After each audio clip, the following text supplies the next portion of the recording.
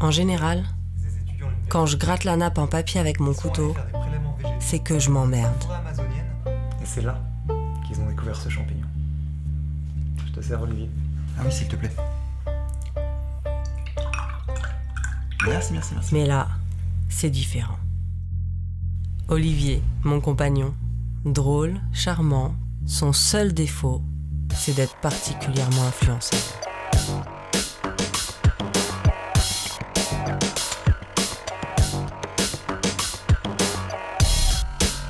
C'est comme ça que les magazines ont eu raison de son style. Et que les Transformers de son filleul ont été remplacés par des Kaplar. Et donc le champignon Et voici nos hôtes. ils l'ont appelé Pestalociopsis microspora. Les nouveaux meilleurs Elle a la amis capacité d'Olivier. de digérer complètement le plastique. C'est génial. Par contre, seulement Lui, en milieu anaérobie. c'est le hippie ingénieur. C'est-à-dire sans oxygène. Son truc, le nettoyage de la planète et l'autonomie énergétique. En tout cas, c'est pas un champignon que je cuisinerais, celui-là. Et enfin, la championne du monde. Super connasse. Capable de vous cuisiner du commerce équitable dans un appareil à 1000 balles, fabriqué à la chaîne par des larbins sous-payés. Du grand art. Mais tout ça, je le garde pour moi.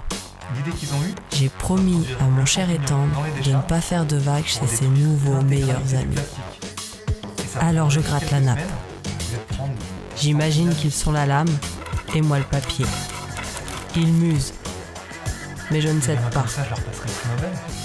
En tout cas, ça m'occupait la tête Non. jusqu'à ce que l'ingénieur s'en prenne à moi. Qu'est-ce que t'en dis, Véro?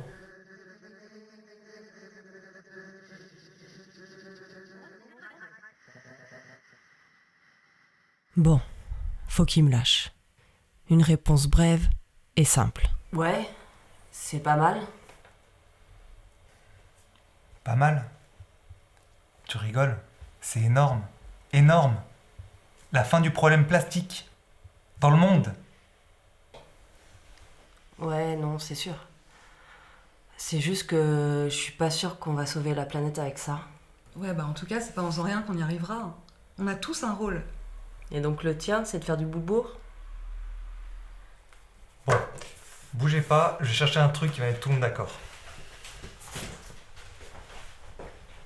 Je vais chercher la suite.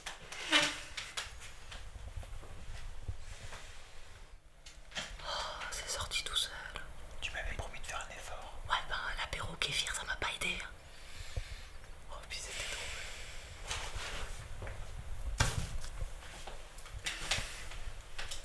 Le boulgour.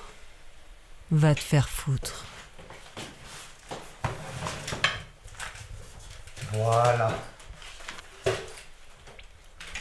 Qu'est-ce que c'est que cette horreur? Regarde ça. On peut pas faire plus simple et écologique.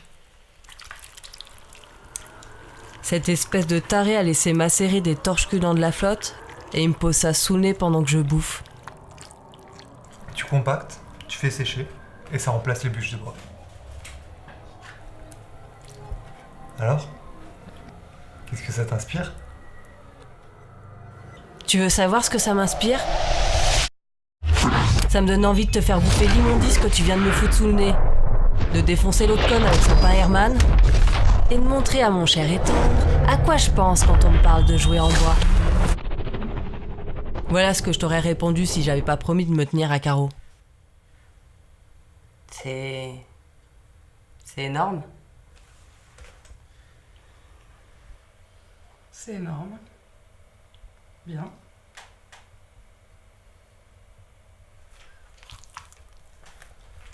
Je vais te raconter une petite histoire, Véro.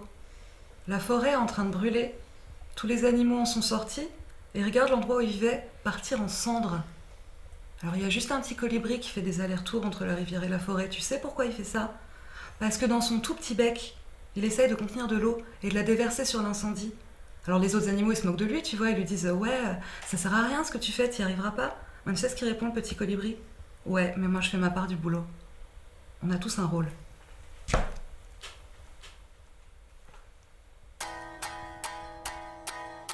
Tout le long du trajet, j'ai repensé à son histoire de colibri.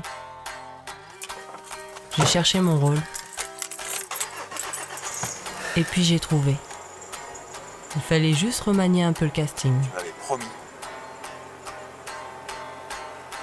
Dans ma version de l'histoire, les animaux sont des parasites. Le colibri, un hipster de merde. Et moi, la pyromane.